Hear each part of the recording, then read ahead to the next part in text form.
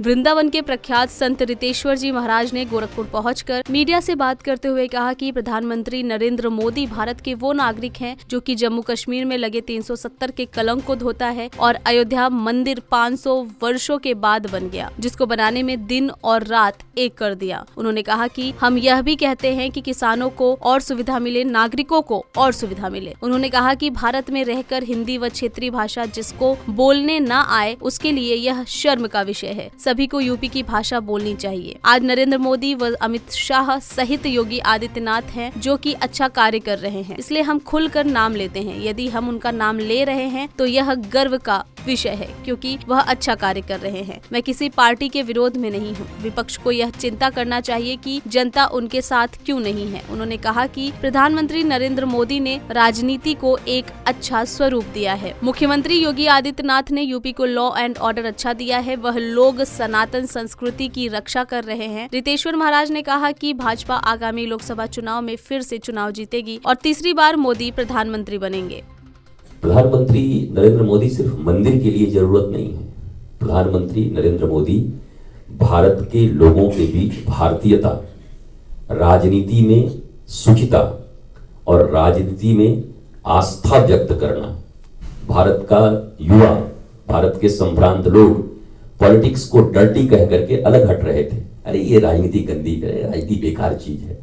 लेकिन मैं ये मानता हूं कि इन दो लोगों ने कम से कम, अब मैं पूरी पार्टी को भी कहूंगा, प्रधानमंत्री श्री नरेंद्र मोदी और जिनको बाबा जी कहा जाता था कि बाबा जी मठ चलाएं, उन बाबा जी ने, श्रीमान योगी आदित्यनाथ जी ने दूसरा टर्म ऐसा लॉ एंड ऑर्डर दिया है कि मैं भारत ही नहीं दुनिया में भी जाता हूं तो लोग बोलते हैं यूपी का लॉ एंड ऑर्डर इतना अच्छा कैसे।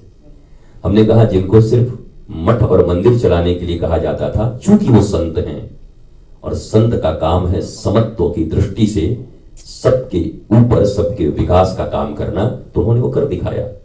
और ये आज सारे प्रदेश चाहते हैं, सारे दुनिया के लोग चाहते हैं कि ऐसा लॉ एंड ऑर्डर हर जगह हो। मुझे लगता है प्रधानमंत्री श्री नरेंद्र मोदी जरूरी है भारत के लिए। और आपने सुना होगा, पिछले दिनों मैं साथ में ही था गृह मंत्री जी के, उन्होंने भी किसी टीवी के इसमें कहा कि अगले 10 साल तक तो प्रधानमंत्री जी हैं, उसके बाद फिर सोचा जाएगा। तो नरेंद्र मोदी जी स्टिल कंटिन्यू कर रहे हैं। भारत की जनता उन्हें अभी कंटिन्यू कराएगी। अच्छा, अगर बात करें कांग्रेस में, राहुल गांधी लगातार भारत जोड़ो यात्रा कर रहे हैं, तो किस श्रेणी में राहुल गांधी कभी क्या प्रधानमंत्री बन पाएंगे? मैं उनके ऊपर कोई टिप्पणी नहीं करता। मेरा एक ही उद्देश्य है सनातन संस्कृति की जो रक्षा कर रहे हैं। सनातन धर्म और वसुधैव कुटुंबकम केवल भारत के लिए नहीं, आज श्रीमान नरेंद्र मोदी ग्लोबल लीडर के रूप में उभरे हैं और भारत की सनातन परंपरा का एक ही मंत्र था, वसुधैव कुटुंबकम। पूरी वसुधा हमारी कुटुंब है, परिवार है, और वो उस बात को साबित कर रहे हैं, सच कर रहे हैं। और आप याद रखिए, भारतीय धर्म के और संस्कृति के अनुरूप चलने से ही विश्व में मंगल आ सकता है। ये धीरे धीरे सभी जान रहे हैं। आप वृंदावन आइए, आकर के देखिए, हम लोगों से ज्यादा तो विदेशी लोग सुबह 4 बजे उठ करके हाथों में माला लेकर के और धोती पहन करके हरे कृष्ण करते हुए घूम रहे हैं। काशी चले जाइए, हम 9 बजे तक सो रहे हैं और वो 3 बजे सुबह उठ जा रहे हैं, ब्रह्म मुहूर्त जो हमारा था। तो जो इस रिचुअल्स को फॉलो करेगा, जो नियम को फॉलो करेगा, वो आगे बढ़ेगा। वहां कोई वर्ग भेद नहीं है, वहां कोई गोरे काले का भेद नहीं है। अगर आप धर्म का पालन करेंगे, धर्मो रक्षति रक्षिता, धर्म की रक्षा आप करेंगे, धर्म आपकी रक्षा करेगा।